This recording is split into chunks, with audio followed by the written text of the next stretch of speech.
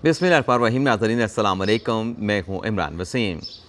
नाज़रीन, ख़बर यह है कि chief justice of Pakistan उमरता Bandial को अल्टीमेटम दे दिया गया है। और अल्टीमेटम क्या है? दरअसल ये एक डेडलाइन है और कहा यह गया है कि चीफ जस्टिस उमरता बंदियाल पहले ख़ुद फ़ैसला कर लें और अगर वो फ़ैसला नहीं करते तो फिर फ़ैसला हम करेंगे। अब ये अल्टीमेटम क्या है, ये डेडलाइन क्या है और इसमें ड्यूरेशन कितनी है इस अल्टीमेटम में, इस डेडलाइन में, ये सारी तफसीलात अभी कुछ देर में आप नाज़रीन के साथ हम शेयर करेंगे। लेकिन इससे पहले 3 बड़ी अहम ख़बरें हैं जिनका ताल्लुक़ पाकिस्तान तहरीक इंसाफ से है और सुप्रीम कोर्ट ऑफ पाकिस्तान से है। इन 3 ख़बरों की तफसीलात आपके साथ हम शेयर करेंगे। एक तो नाज़रीन, जो तोशाखाना का मुकदमा है, इमरान खान के ख़िलाफ़ जो इलेक्शन कमीशन की कंप्लेंट है जज ज़फ़र इकबाल की अदालत में, इलेक्शन कमीशन के वकील अमजद परवेज़ ने एक दरख्वास्त गुजारी। मुतल्लिका अदालत में ये कहा गया कि ये जो केस पेंडिंग में चला गया है इसे फ़ौरी तौर पर समाअत के लिए मुकर्रर किया जाए।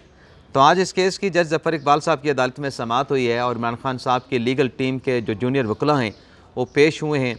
उन्होंने तो साफ़ अदालत से कह दिया कि हमें कोई नोटिस नहीं मिला, मुझे नहीं मिला, हमारे जो सीनियर वकला साहबान हैं जो लीगल टीम के को हेड करते हैं उन्हें नहीं मिला। और साथ में ये चीज़ भी सामने आई कि इस केस में जो अदालत का नोटिस है इमरान खान को हाज़िरी यकीनी बनाने के लिए, उस नोटिस की तामील भी नहीं हुई। तो फिर जज साहब ने 11 अप्रैल तक इस मुकदमे की समाअत को जो है वो मुलतवी कर दिया, यानी चंद दिन का वक्फ़ा डाला है।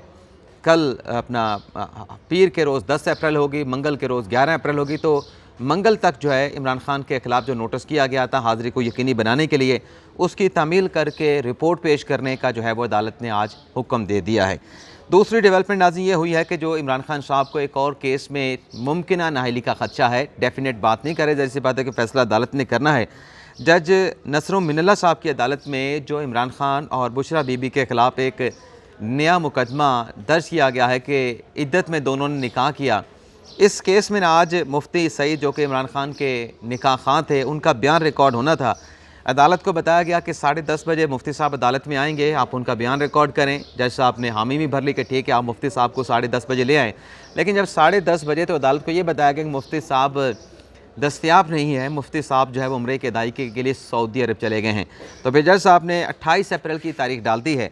अब मुफ्ती साहब जो हैं इमरान खान साहब के निकाह खां, जिन्होंने ये निकाह पढ़ाया था खान साहब का और बुशरा बीबी का, वो 28 अप्रैल को पेश होंगे और 28 अप्रैल को अपना बयान जो है वो अदालत के सामने रिकॉर्ड कराएंगे। अब तीसरी जो खबर है नाज़रीन, वो आर्टिकल 184(3) को रेगुलेट करना का जो मुजवज़ा कानून था जिसे पार्लियामेंट से पास करवा के सदर साहब को भेजा गया था, आज वो बिल जो है सदर साहब ने रिकन्सिडरेशन के लिए, नज़रसानी के लिए दोबारा पार्लियामेंट को भिजवा दिया है। और ये कोई गैर मतवक्के फ़ैसला नहीं था। हम पिछले कई व्लॉग में आपको बता चुके हैं कि सदर साहब के पास अख्तियार है आर्टिकल 75 के तहत कि अगर उनके पास कोई बिल जाता है, वो ये समझते हैं, अपना माइंड अप्लाई करते हैं, अपनी लीगल टीम से मुशावरत करते हैं, तो वो बिल जो है 10 रोज़ के बाद या तो उस पर दस्तखत कर सकते हैं, 10 दिन के बाद उस बिल को सदर साहब जो हैं वापस भिजवा सकते हैं। तो आज आर्टिकल 75 का सदर साहब ने सहारा लिया है और ये जो बिल भेजा गया था मुजवज़ा, इसे पार्लियामेंट को वापस भिजवा दिया और कहा गया कि आप नज़रसानी करें। और इसमें अब जो फर्दर क्या होना है, यानी ये हुकूमत भी तवक्कुआत लगा के बैठी थी कि सदर साहब यही करेंगे, तो उन्होंने पार्लियामेंट का जो मुश्तरका इजलास है वो 10 अप्रैल तक जो है वो मुलतवी किया था।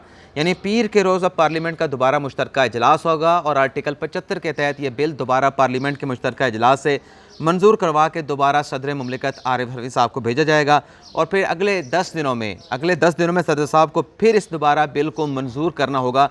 लेकिन अब की मरतबा सेकेंड राउंड में अगर सदर साहब इस बिल को एक्सेप्ट नहीं करते तो ये खुद ब खुद कानून बन जाएगा, चाहे सदर साहब दस्तखत करें, चाहे सदर साहब दस्तखत ना करें। लेकिन जवाज़ उन्होंने ये पेश किया है सदर साहब ने बिल वापस भिजवाते हुए कि नामुकम्मल कानून है, यह किसी अदालत में चैलेंज हो सकता है, वहाँ से कलअदम हो सकता है। और फिर कहा गया कि ये जो आर्टिकल 184(3) को एक कानून साजी के ज़रिए जो है वो आप रेगुलेट करना चाहते हैं, मकसद आपका ठीक है, काबिल तारीफ़ ये मकसद हो सकता है, लेकिन उन्होंने कहा कि क्या ये मकसद जो कानून बनाया गया आर्टिकल 184(3) के अख्तियार को रेगुलेट करने के लिए, क्या ये आम तरमीम से, आम कानून साजी से हो सकता है। और फिर ये भी कहा गया सदर साहब ने कि पार्लियामेंट का दायरा अख्तियार नहीं था और आइनी तरमीम के ज़रिए के बगैर ऐसी कानून साजी नहीं हो सकती। तो ये आर्टिकल 184(3) का जो बिल था वापस भिजवा दिया गया। अच्छा, एक और चीज़ में नाज़रीन आपको बता दें कि जो आर्टिकल 184(3) का बार बार हवाला दिया जाता है, केसेस सुप्रीम कोर्ट में बराह रास्त दर्ज किए जाते हैं, आर्टिकल 184(3) की तबाहकारियों के हवाले से मेरे ख्याल से एक प्रोग्राम करने की ज़रूरत है। तो हो सकता है आज शाम को या कल इस पर प्रोग्राम करेंगे कि आर्टिकल 184(3) को जब जब इन्वोक किया गया तो पाकिस्तान को कितना नुकसान पहुंचा, सियासी तौर पे कितना अदम इस्तेहकाम आया, माशी तौर पे कितना अदम इस्तेहकाम आया, इस पर भी हम बात करेंगे। अब आ जाते हैं कि अल्टीमेटम वाली हमारी जो ख़बर है कि जो चीफ़ जस्टिस उमरता बंदयाल साहब को अल्टीमेटम दिया गया। और ये आप भी नाज़रीन को बता दें कि नाज़रीन कि ये पहली मरतबा हुआ है कि किसी चीफ़ जस्टिस को, सिटिंग चीफ़ जस्टिस का इस्तीफ़े का मुतालबा किया जा रहा है। अल्टीमेटम वाली ख़बर पे आते हैं, लेकिन जो कल से मरीम नवाज़ ने कहा कि जो चीफ़ साहब हैं उन्होंने मिसकंडक्ट किया है, तारीख़ में इसकी कोई मिसाल नहीं मिलती। और जज साहबान ने, सुप्रीम कोर्ट के जो अपने जज साहबान हैं, उन्होंने चीफ़ जस्टिस के तर्ज़ अमल के ऊपर सवालात उठा दिए हैं। और साथ में मरीम नवाज़ ने यह भी कहा कि यह साबित हो गया है कि जो चीफ़ साहब हैं उनका झुकाव पाकिस्तान तहरीक इंसाफ की तरफ है। तो मरीम नवाज़ ने कल मुतालबा किया, मरीम औरंगज़ेब का मुतालबा सामने आया और राना सनाउल्लाह ने भी मुतालबा किया कि चीफ़ जस्टिस उमरता बंदयाल साहब जो हैं जस्टिस अथर मिल्ला के नोट के बाद अपने ओहदे से उनको मुस्तफ़ी जो है वो हो जाना चाहिए। अब जैसा मैं कह रहा था कि माजी में अब नून लीग की अगर हम बात करें, इनका जो बयानिया है ये साबिक चीफ़ जस्टिस मियां साकिब निसार को भी क्रिटिसाइज़ करते हैं, साबिक चीफ़ जस्टिस जो हैं वो आसिफ सईद खोसा उसको भी क्रिटिसाइज़ करते हैं, गुलजार साहब को भी थोड़ा बहुत कर लेते हैं। यानी जितने चीफ़ जस्टिस साहबान गुजरे हैं बशमूल वो जो कि मुसम्मिक नवाज़ के बयानिए का हिस्सा है, कभी किसी जज के मुस्तफ़ी होने का मुतालबा नहीं किया गया। और ये पहली मरतबा हमने देखा कि सिटिंग चीफ़ जस्टिस का मुतालबा किया गया है नून लीग की तरफ से। सिर्फ नून लीग ने नहीं किया बल्कि इसी किस्म का मुतालबा कल बिलावल भुट्टो जरदारी ने भी किया। उन्होंने भी कहा कि चीफ़ साहब को मुस्तफ़ी हो जाना चाहिए।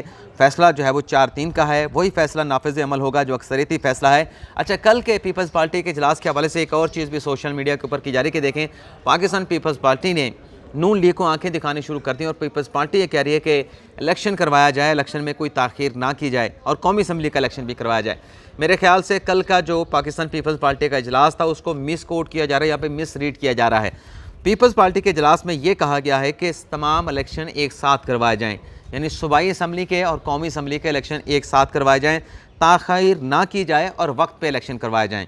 यानी कौमी असम्बली का जो इलेक्शन है जो सितंबर अक्टूबर में जाके ड्यू होना है, नवंबर में भी हो सकता है। नवंबर में ऐसे हो सकता है कि अगर 14 या 15 अगस्त को जो कौमी असम्बली की जो मियाद है वो अगर 14 अगस्त को या 15 अगस्त को मुकम्मल हो रही है, उससे एक दिन पहले अगर असम्बली को डिज़ोल्व कर दिया जाए तो इलेक्शन 3 माह के अंदर करवाने पड़ेंगे।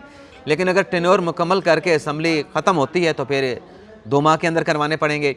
तो ये भी PDM की हुकूमती इत्तेहादी सियासी जमातों की हिकमत अमली हो सकती है कि बजाय इसके कि टेन्योर पूरा किया जाए, एक दिन या 2 दिन पहले असम्बली को डिज़ोल्व कर दिया जाए ताकि इलेक्शन जो है फिर 3 माह के बाद हो। तो ये भी हो सकता है ताकि कुछ वक्त मिल जाए। लेकिन पाकिस्तान पीपल्स पार्टी ने ये नहीं कहा कि असम्बलियों को, कौमी असम्बली को फौरी तौर पर तहलील कर दे। वो ये कह रहे हैं कि वक्त पर इलेक्शन करवाए जाएँ और सूबाई असम्बलियों के इलेक्शन भी कौमी असम्बली के साथ करवाए जाएँ। तो ये मिसरीड लोग इलेक्शन इस स्टेटमेंट को कर रहे थे कि पीपल्स पार्टी भी हुकूमती इत्तेहादी सियासी जमातों के खिलाफ चली गई है।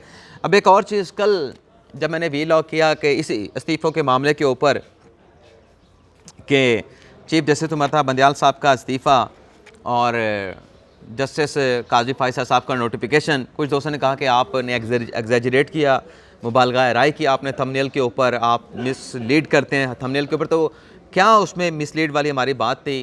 क्या चीफ़ जस्टिस के इस्तीफ़े का मुतालबा नहीं किया गया? तो मैंने उसकी मुख्तसर सी एक कैचिंग लाइन लिखी, चीफ़ जस्टिस का इस्तीफ़ा। तो इस्तीफ़े का मुतालबा किया जा रहा था और अगर इस्तीफ़ा हो जाता है तो ज़ाहिर सी बात है कि जस्टिस काजी फायसा साहब सुप्रीम कोर्ट ऑफ पाकिस्तान के सीनियर प्यूनी जज हैं, वो सुप्रीम कोर्ट के जज बनेंगे, अगले चीफ़ जस्टिस वही बनेंगे ना अगर ऐसा इस्तीफ़ा हो जाता है। होता है नहीं होता, लेकिन बहरहाल जो एक चीज़ चल रही थी मैंने उसी हिसाब से थंबनेल लिखा और आपके साथ हमने ख़बर शेयर की। अब आ जाते हैं अल्टीमेटम वाली ख़बर के ऊपर।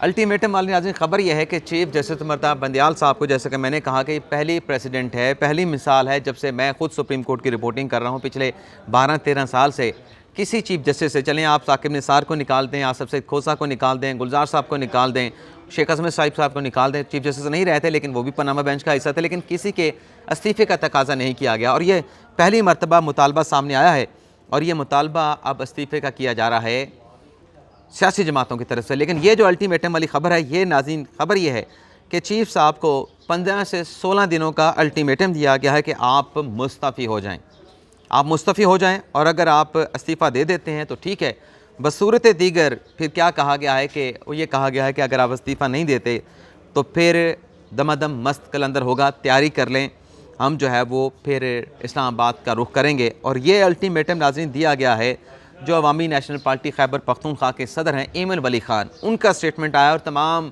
जो स्टेटमेंट सियासी रहनुमाओं ने दिए हैं उनसे ज़्यादा सख्त इनका स्टेटमेंट है, जिसमें इन्होंने कहा है कि इस्तीफ़ा दे के चीफ जस्टिस साहब जो है वो घर चले जाएँ, और अगर घर नहीं जाते ईद से पहले पहले तो फिर ईद के बाद हम इस्लामाबाद आएंगे और फिर आवाम जो है चीफ जस्टिस से इस्तीफ़ा लेंगे।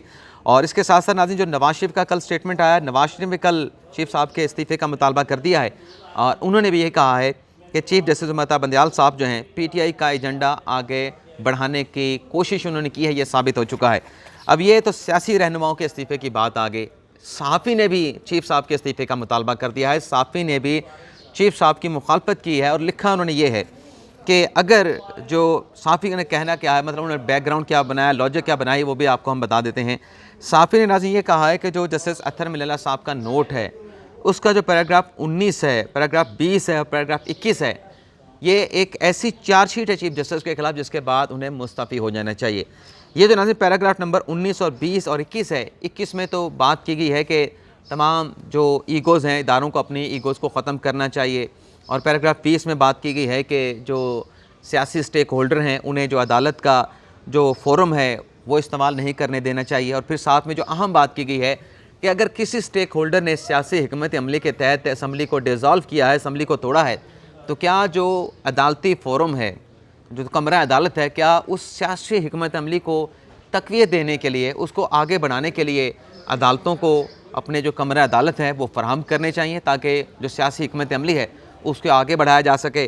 तो ये जो सहाफ़ी साहब बात कर रहे हैं ये भी बड़े मारूफ सहाफ़ी हैं, मारूफ एंकर हैं, तज्ज़ियाकार भी हैं, हामिद मीर साहब। उन्होंने कहा है कि आर्टिकल जो अपना पैराग्राफ है फैसले का अत्तर मिल्ला साहब का, उसका पैरा अगर 19 पढ़ें, 20 पढ़ें, 21 पढ़ें, उसके बाद तो चीफ साहब को जो है फौरी तौर पे मुस्तफ़ी हो जाना चाहिए। और फिर उन्होंने ये भी कहा कि सियासतदान तो जज साहबान पे इल्ज़ामात लगाते रहते हैं, चीफ जस्टिस साहबान पे इल्ज़ामात लगाते रहते हैं, लेकिन पहली मरतबा जो जज ने इल्ज़ाम लगाए हैं, जो सुप्रीम कोर्ट के अपने जज ने इल्ज़ाम लगाए हैं, ये बड़े संजीदा नोयत के हैं, क्योंकि इसमें यह कहा गया है कि अदालत जो है वो सियासत में इन्वॉल्व हो रही है, अदालत को सियासत में इंडल्ज किया जा रहा है। तो ये नाज़रीन सारी सूरत हाल है। और कुछ और ख़बरें भी हमने शामिल करनी है, लेकिन यहाँ पे एक और चीज़ मेरे जहन में आ रही थी, मैंने कहा वो भी आपके साथ हम शेयर कर लें। अब मेरे जहन से निकल क्या, मेरा हाफजा इतना ही रह गया कि बात जहन में होती है और बात जो है वो कहीं से फिर कहीं निकल जाती है। तो इजाज़त चाहते हैं आप तमाम दोस्तों से, नाजरीन से। अगले व्लॉग में एक और बड़ी अहम ख़बर के साथ आपकी खिदमत में हाज़िर होंगे, वो भी बड़ी अहम ख़बर है, उसकी तफसीलात भी आपके साथ शेयर करें। लेकिन फ़िलहाल अच्छा ये बता दें नाज़रीन, ये जो बुशरा बीबी और इमरान खान साहब वाला केस है, दोबारा मेरे सामने पेज आ गया है। इसमें भी खान साहब को नाअहली के मुमकिन खदशात का जो है वो सामना है। तो इजाज़त चाहते हैं, अल्लाह ताला हम सब का हामी नासर हो। अपनी ढेर सारी दुआओं में याद रखिएगा। अल्लाह हाफ़िज़।